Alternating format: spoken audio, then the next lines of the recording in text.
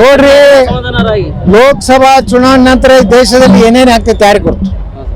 ಬಿಜೆಪಿಯಲ್ಲಿ ಏನೇನು ಆಗ್ತೈತೆ ಗೊತ್ತಿಲ್ಲ. ಕಾಂಗ್ರೆಸ್ ಅಂತೂ ಪೂರ್ತಿ ನೆಲ ಕಸ್ತೈತಿ. ಬಿಜೆಪಿ 400 ಸೀಟ್ಗಿಂತ ಹೆಚ್ಚು ಬರ್ತಾವು. ಅವಾಗ ಏನ್ ಬೇಕಾದ್ರೂ ಈ ದೇಶದಲ್ಲಿ ಬದಲಾವಣೆ ಆಗ್ಬೋದು. ಕರ್ನಾಟಕದಲ್ಲಿ ಬದಲಾವಣೆ ಆಗ್ಬೋದು. ನಾ ಹೇಳುದಿಲ್ಲ, ಕರ್ನಾಟಕದಲ್ಲಿ ಬದಲಾವಣೆ ಈ ಸರ್ಕಾರ ಪತನ ಆಗೋದು ಗ್ಯಾರಂಟಿ.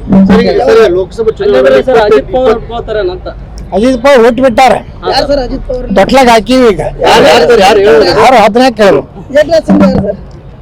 ಯಾರು ಏಕನಾಥ್ ಶಿಂದೆ, ಯಾರು ಅಜಿತ್ ಪವಾರ್ ಎಲ್ಲ ತೊಟ್ಲಾಗ ಹಾಕಿ ನಾಮಕರಣ ಮಾಡಿ ಒಬ್ಬರಿಗೆ ಅಜಿತ್ ಪವಾರ್ ಅಂತ ಹೆಸರಿಟ್ಟಿವಿ, ಒಬ್ಬರಿಗೆ ಏಕನಾಥ್ ಶಿಂದೆ ಅಂತ ಹೆಸರಿಟ್ಟಿವಿ. ಅವ್ರಿಗೆ ಇಷ್ಟರಲ್ಲೇ ಪ್ರೌಢಾವಸ್ಥೆ ಬರ್ತಾರೆ. ಯಾರು ಗೊತ್ತಿಲ್ಲ. ನೋಡ್ರಿ, ಲೋಕಸಭಾ ಚುನಾವಣೆ ನಂತರ ದೇಶದಲ್ಲಿ ಏನೇನು ಆಗ್ತೈತೆ ಯಾರಿಗೆ ಗೊತ್ತು. ಬಿಜೆಪಿಯಲ್ಲಿ ಏನೇನು ಆಗ್ತೈತೆ ಗೊತ್ತಿಲ್ಲ. ಕಾಂಗ್ರೆಸ್ ಅಂತೂ ಪೂರ್ತಿ ನೆಲ ಕಸ್ತೈತಿ. ಬಿಜೆಪಿ 400 ಸೀಟ್ಗಿಂತ ಹೆಚ್ಚು ಬರ್ತಾವು.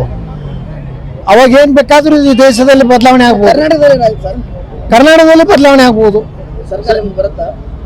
ನಾ ಹೇಳುದಿಲ್ಲ, ಕರ್ನಾಟಕದಲ್ಲಿ ಬದಲಾವಣೆ ಈ ಸರ್ಕಾರ ಪತನ ಆಗೋದು ಗ್ಯಾರಂಟಿ. ಅಜಿತ್ ಪವಾರ್ ಹುಟ್ಟು ಬಿಟ್ಟಾರೆ, ತೊಟ್ಲಾಗ ಹಾಕಿವಿ. ಈಗ ಯಾರು ಅದನ್ನ ಕೇಳು,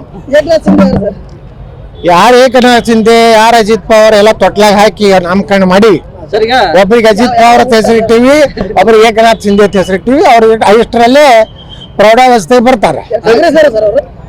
ಯಾರು ಗೊತ್ತಿಲ್ಲ.